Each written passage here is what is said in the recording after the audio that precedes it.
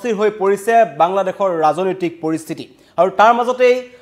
বাংলাদেশৰ যিখন অন্তৰ্বৰ্তীকালীন চৰকাৰ আছে চৰকাৰৰ যিজন মুৰব্বী মোহাম্মদ ইউনুছৰ যিটো পদত্যাগৰ কথা ওলাই আছিল বা তেওঁ পদত্যাগ কৰিব লাগিব সেনাবাহিনীৰ সৈতে তেখেতৰ প্ৰত্যক্ষ সংঘাত এনেকুৱা ধৰণৰ যিবোৰ প্ৰসংগ ওলাই আছিল তাৰ মাজতেই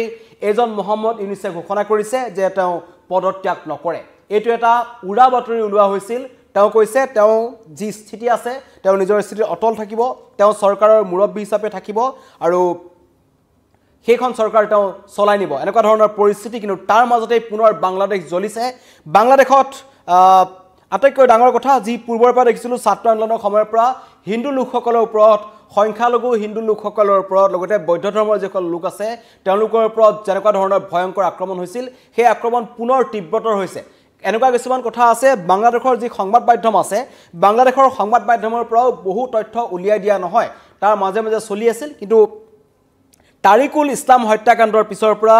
হিংসাত্মক ঘটনা বৃদ্ধি পাইছে আৰু প্ৰায় 40টাৰো অধিক হিন্দু পৰিয়ালৰ বাসগৃহত অগ্নিসংযোগ কৰা হৈছে দোকান জ্বলাই দিয়া হৈছে ব্যৱসায়িক প্ৰতিষ্ঠানসমূহত লুটপাট চলোৱা হৈছে পিন্টু বিশ্বাস নামৰ লোকজনৰ ঘৰত উদ্ধাৰ হৈছিল তাৰিকুলৰ মৃতদেহটো এজন হিন্দু লোকৰ ঘৰত উদ্ধাৰ হোৱাৰ পিছতেই এই হিংসাত্মক ঘটনা সাম্প্ৰদায়িক হিংসা আৰম্ভ হৈছে সেই হিংসা আগৰে পৰা আছিল কিন্তু নয়াপাৰা বুলি যিখিনি অঞ্চল আছে বাংলাদেশৰ নয়াপাৰা পৌৰ কৃষক দলৰ সভাপতি আছিল তাৰিকুল ইছলাম যিজনৰ মৃতদেহ উদ্ধাৰ হ'ল আৰু তাৰিকুল ইছলামক মাতিনি গুলিয়াই হত্যা কৰাৰ অভিযোগ একাংশ লোকৰ তাৰ পিছতেই তেওঁলোকে এতিয়া এই হিন্দু লোকসকলক আক্ৰমণৰ লক্ষ্য কৰি লৈছে আত্মীয়সকলক আক্ৰমণ কৰি লক্ষ্য কৰি লৈছে হত্যাৰ পিছৰে পৰা 10 মাছিয়াতি গাঁৱত হিংসাত্মক ঘটনা হৈছে এতিয়ালৈকে প্ৰায় 40টাৰো অধিক হিন্দু লোকৰ বাসগৃহ সম্পূৰ্ণৰূপে জ্বলাই দিয়া হৈছে হয়তো কিছুমান হিন্দু লোকক হত্যাও কৰা হৈছে সেই তথ্য বাংলাদেশৰ ফালৰ পৰা অহা নাই কিন্তু জ্বলিছে বাংলাদেশ পুনৰ আৰু তাৰ যি অস্থিৰ ৰাজনৈতিক পৰিস্থিতি সেই পৰিস্থিতি কালিৰ দিনটো আমি কৈছিলোঁ বাংলাদেশৰ সেনাবাহিনীৰ সৈতে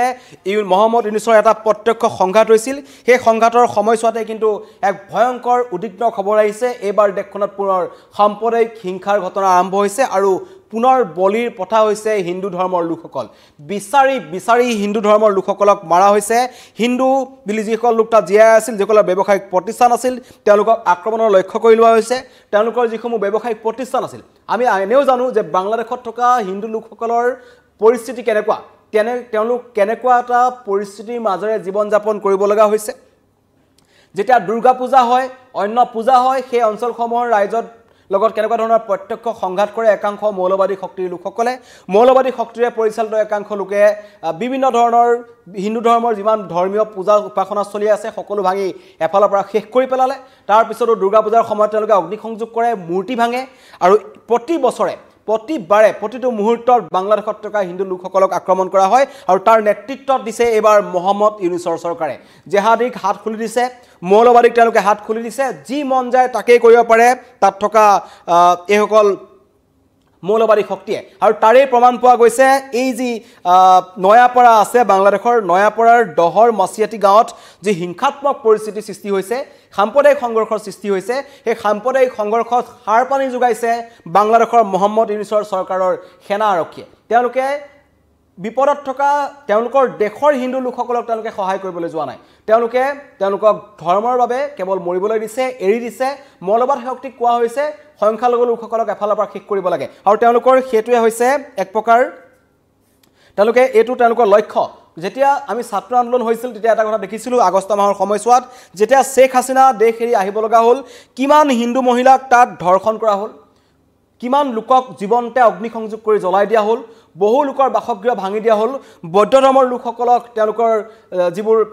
বৌদ্ধ বিহাৰ আছে তাৰ ভিতৰত গৈ তেওঁলোকে হানি খুচি হত্যা কৰিলে সেয়া হৈছে বাংলাদেশৰ পৰিস্থিতি বাংলাদেশৰ সাম্প্ৰদায়িক সংঘৰ্ষৰ ভয়ংকৰ ৰূপ তাৰ মাজতে দেশখনত এটা অচলাৱস্থা হৈছে আশা কৰা হৈছিল যে ডিসেম্বৰ মাহৰ ভিতৰত সেনাবাহিনীৰ মতে কোৱা হৈছিল যে ডিসেম্বৰৰ ভিতৰত যিকোনো পৰিস্থিতিত বাংলাদেশত সাধাৰণ নিৰ্বাচন অনুষ্ঠিত কৰিব লাগিব মোহাম্মদ ইউনুছক এক প্ৰকাৰ সকিয়নি প্ৰদান কৰিছিল বাংলাদেশৰ সেনা প্ৰধানে তাৰ পিছতেই কিন্তু আশা কৰা হৈছিল গণতান্ত্ৰিক মাধ্যমেৰে যদি পুনৰ তাত নিৰ্বাচন হয় তেন্তে শেখ হাছিনা যদি তালৈ ঘূৰি যায় তেন্তে যদি শেখ হাছিনাৰ আৱামী লীগৰ যদি চৰকাৰ পুনৰ তাত হয় তেন্তে অন্তত হিন্দু ধৰ্মৰ লোকসকলৰ সংখ্যালঘু লোকসকলৰ লগতে ভাৰতৰ লগত বাংলাদেশৰ যি স্থিতি সেই স্থিতি কিন্তু পুনৰ আগৰ পৰ্যায়লৈ ঘূৰি আহিব কাৰণ বাংলাদেশক লৈ আগতে ইমান চিন্তা কৰাৰ কথা কাৰণ নাছিল কেৱল অনুপ্ৰৱেশৰ সমস্যাটো আছিল বাংলাদেশৰ লগত এতিয়া জেহাদীৰ সমস্যা দেশৰ আভ্যন্তৰীণ নিৰাপত্তাৰ সমস্যা আৰু বাংলাদেশে কেতিয়া ভাৰতক আক্ৰমণ কৰিব পাৰে চীনৰ লগ লাগি তাৰ কোনো ঠিক নাই আৰু তেওঁলোকে ডাইৰেক্ট আক্ৰমণ কৰিব নোৱাৰিলেও তেওঁলোকে ভাৰতৰ অন্যতম শত্ৰু চীন আৰু পাকিস্তানক তেওঁলোকৰ মাটি ব্যৱহাৰ কৰিবলৈ দিব পাৰে আক্ৰমণ কৰিব পাৰে উত্তৰ পূৰ্বাঞ্চলক আৰু তাৰ মাজে মাজে এইজন মহম্মদ ইউনুছ যিজনে নোবেল বঁটা পাইছিল বাংলাদেশৰ পৰা তেখেতে বাংলাদেশৰ অৰ্থনীতিৰ বাবে এক অভূতপূৰ্ব পৰিৱৰ্তন আনিছিল আমূল পৰিৱৰ্তন আনিছিল গ্ৰামীণ বেংকৰ জৰিয়তে এইজন মহম্মদ ইউনুছে যেতিয়া চৰকাৰ গঠন কৰিলে অতি ৰহস্যজনকভাৱে সকলোকে আচৰিত কৰি তেওঁ ভাৰত বিৰোধী স্থিতি ল'বলৈ ধৰিলে তেওঁলোকে মৌলবাদী শক্তিৰ গ্ৰাসত পৰিবলৈ ধৰিলে আৰু মৌলবাদী শক্তিৰ যিসমূহ হেডকোৱাৰ্টাৰ এক প্ৰকাৰ হৈ পৰিল এই বাংলাদেশ আৰু বাংলাদেশৰ পৰা এতিয়া আজি তাৰিখত মই কিছু সময় আগতে অন্য এটা লাইভত মই আছিলোঁ তাত মই জনাইছিলোঁ যে দেশৰ প্ৰান্তে প্ৰান্তে এটা কেনেকুৱা ধৰণৰ বাংলাদেশী ধৰা পৰিছে আজিৰ এতিয়া কিছু সময় পূৰ্বে সৰু পথাৰত 9টা বাংলাদেশী ধৰা পৰিছে ধৰা পৰিয়ে আছে বাংলাদেশত বাংলাদেশীসমূহ অবৈধ বাংলাদেশীসমূহ চিন্তাৰ কথা কেৱল অসমত নহয় এবাৰ মহাৰাষ্ট্ৰত দিল্লী গুজৰাট তাতো ধৰা পৰিছে গুজৰাটতো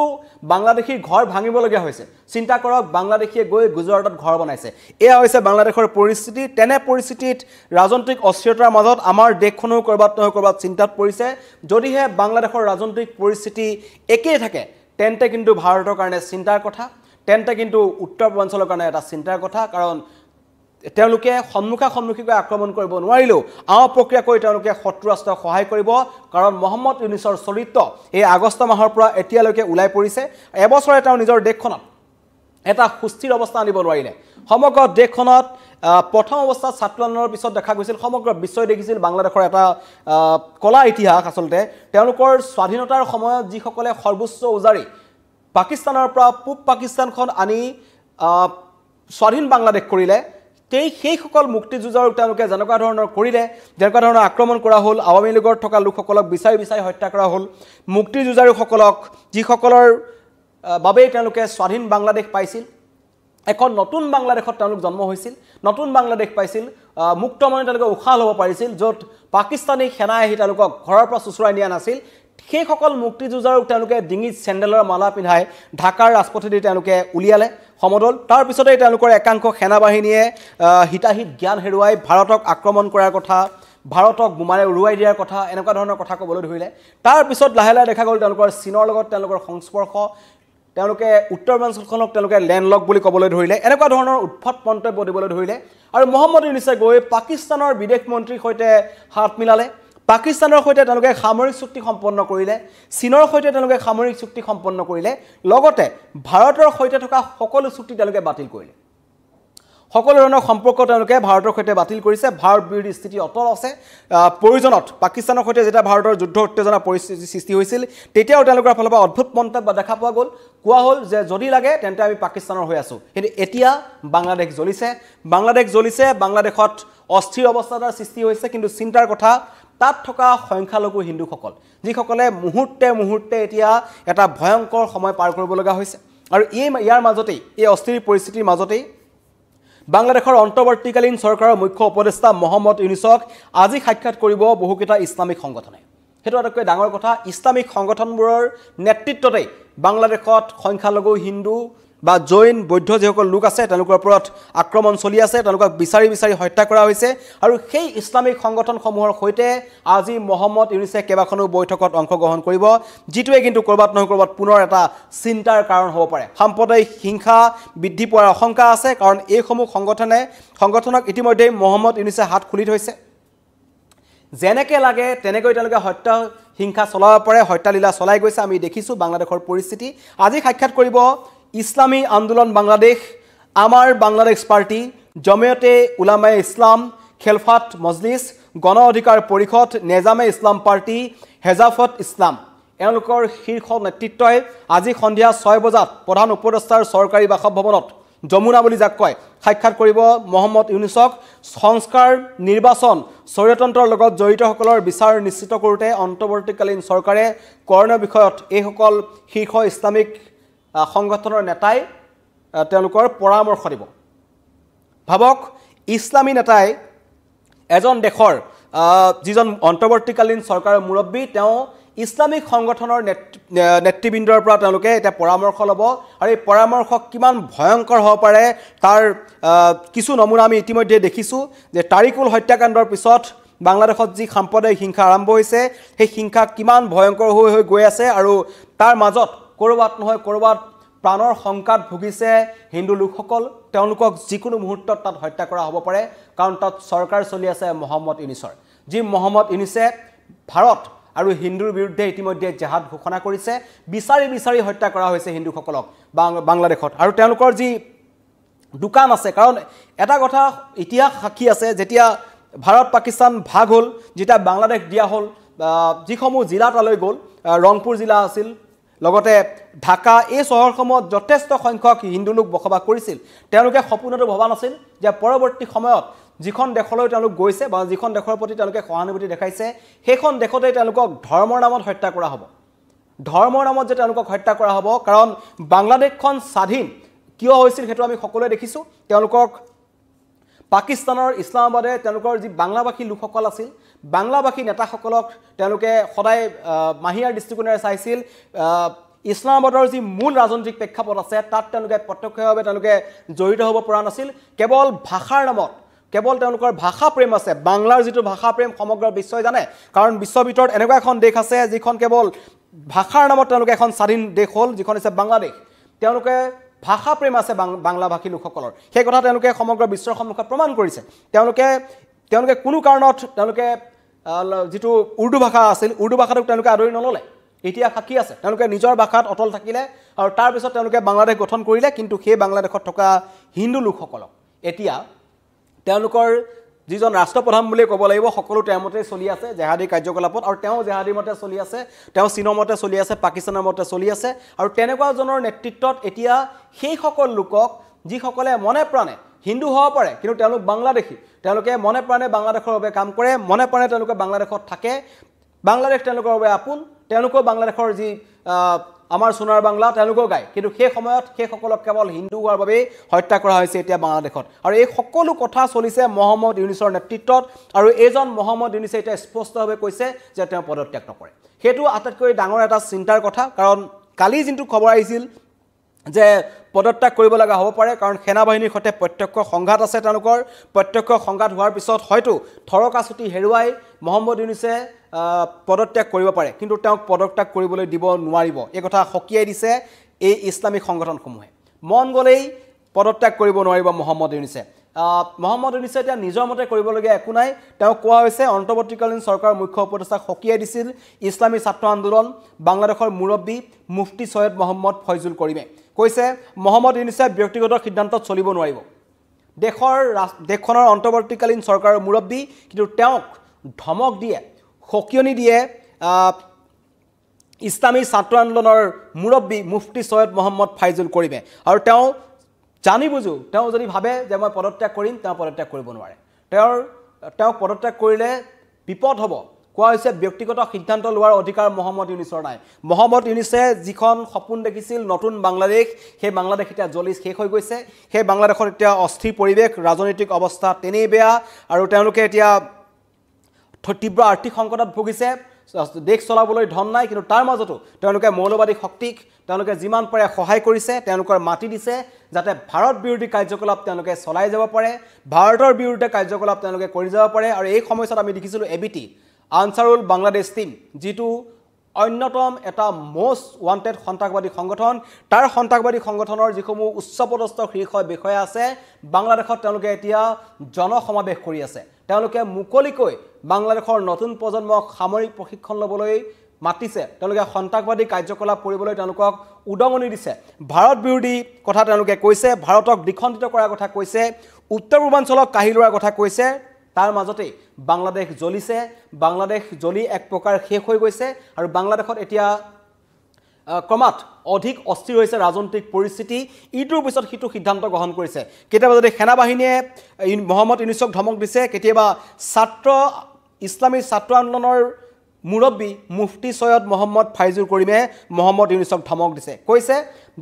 মন গ'লেই পদত্যাগ কৰিব নোৱাৰিব, ব্যক্তিগত সিদ্ধান্ত লোৱাৰ অধিকাৰ নাই। তেনে পৰিস্থিতিত এতিয়া দুনাও দুভৰি অৱস্থা হৈছে মহম্মদ ইউনুছৰ। চৰকাৰ কেনেকৈ চলায়, দেশ কেনেকৈ চলায়, মৌলবাদী শক্তিসমূহক কেনেকৈ তেওঁ ভাল প্ৰিয় হৈ থাকিব পাৰে, লগতে চীন আৰু পাকিস্তানৰ সৈতে তেওঁ কেনেকুৱা ধৰণৰ সম্পৰ্ক ৰাখে, সকলোৰ মাজত সোমাই পৰিছে এজন মহম্মদ ইউনুছ। বিপদত পৰিছে, বিপদত পৰিব। আৰু তেওঁৰ নেতৃত্বত যিসমূহ কাৰ্য হৈছে তাতকৈ চিন্তাৰ কথা যে বাংলাদেশত থকা ধৰ্মীয় সংখ্যালঘু হিন্দু লোকসকলৰ এতিয়া প্ৰাণৰ শংকাত ভুগিছে। এতিয়ালৈকে 40টাতকৈ অধিক হিন্দু লোকৰ বাসগৃহ জ্বলাই দিয়া হৈছে আৰু তাৰ পাছতো এই হিংসাত্মক পৰিস্থিতি বৃদ্ধি পোৱাৰ সম্ভাৱনা আছে। কাৰণ আজি মহম্মদ ইউনুছৰ সৈতে ইছলামী আন্দোলন বাংলাদেশ, আমাৰ বাংলাদেশ পাৰ্টি, জমিয়তে উলামায়ে ইছলাম, খেলাফত মজলিছ, গণ অধিকাৰ পৰিষদ, নেজামে ইছলামী পাৰ্টি, হেফাজতে ইছলাম, এনেকুৱা কিছুমান মৌলবাদী শক্তি বা মৌলবাদীৰ সংগঠনৰ যিবোৰ ছাত্ৰ সংগঠন আছে, সেই ছাত্ৰ সংগঠনসমূহে আজি আহি মহম্মদ ইউনুছক সাক্ষাৎ কৰিব। তাৰপিছত পৰিস্থিতি অধিক ভয়ংকৰ হোৱাৰ আশংকা আছে আৰু তাক লৈ চিন্তাত পৰিছে হিন্দু লোকসকল। কাৰণ চৰকাৰ প্ৰশাসন বুলিবলৈ তাত একো নাই। আমি দেখিছিলোঁ তাত কেনেকৈ আৰম্ভণিতেই যিসমূহ পণ্ডিত আছিল তেওঁলোকক কেনেকৈ বৌদ্ধ ধৰ্মৰ পণ্ডিতসকলক তাত ৰাখি থৈ দিয়া হৈছিল আৰু তেওঁলোকৰ বিৰুদ্ধে জেহাদ ঘোষণা কৰা হৈছিল। যিসকলে হিন্দুৱে নিজৰ ইস্কনৰ যিসকল নাগৰিক পণ্ডিত আছিল, ইস্কন পণ্ডিতসকলৰ নেতৃত্বত তেওঁলোকে প্ৰাপ্য দাবী বিচাৰি হিন্দুসকলে যেতিয়া ঢাকাত প্ৰতিবাদ কৰিছিল, লাখ লাখ বাংলাদেশী নাগৰিক ওলাই আহিছিল, যিসকলে মাৰপিট কৰিছিল, যিসকল মৌলবাদী শক্তিৰে তেওঁলোক পৰিচালিত হয়, তেওঁলোকে কেৱল হিন্দু হোৱাৰ বাবে একাংশ লোকক তেওঁলোকে মাৰপিট কৰে, সেইসকল লোকে কিন্তু অস্থিৰ কৰি দিছে পৰিৱেশ। আৰু এতিয়া বাংলাদেশৰ পৰিস্থিতি অধিক ভয়ংকৰ হৈ পৰিছে, জটিল হৈ পৰিছে বাংলাদেশৰ। আৰু পদত্যাগ নকৰোঁ বুলি ঘোষণা কৰিছে অন্তৱৰ্তীকালীন চৰকাৰৰ যিজন মুখ্য উপদেষ্টা মহম্মদ ইউনুছে। চাই থাকিব নিউজ 18 অসম নৰ্থ ইষ্ট। প্ৰত্যেকটো মুহূৰ্তৰ খবৰ আমি আপোনালোকক আনি থাকোঁ, আন্তঃৰাষ্ট্ৰীয় প্ৰেক্ষাপটৰ পৰা ৰাষ্ট্ৰীয় প্ৰেক্ষাপটলৈকে, বাণিজ্যৰ পৰা ক্ৰীড়ালৈকে সকলো ধৰণৰ খবৰ আপোনালোকক আনিবলৈ চেষ্টা কৰোঁ। এই মুহূৰ্তত জনালোঁ বাংলাদেশত সাম্প্ৰদায়িক হিংসা হৈছে, হিন্দুসকলৰ ওপৰত আক্ৰমণ হৈছে, 40টাতকৈ অধিক ঘৰ জ্বলাই দিয়া হৈছে। তাৰ মাজতেই বাংলাদেশত ৰাজনৈতিক অস্থিৰতা, বিপদত পৰিছে মহম্মদ ইউনুছ। তেওঁ পদত্যাগ কৰোঁ বুলি কৰিব নোৱাৰে আৰু পদত্যাগ নকৰোঁ বুলি এতিয়া ঘোষণা কৰিছে মহম্মদ ইউনুছে। ধন্যবাদ।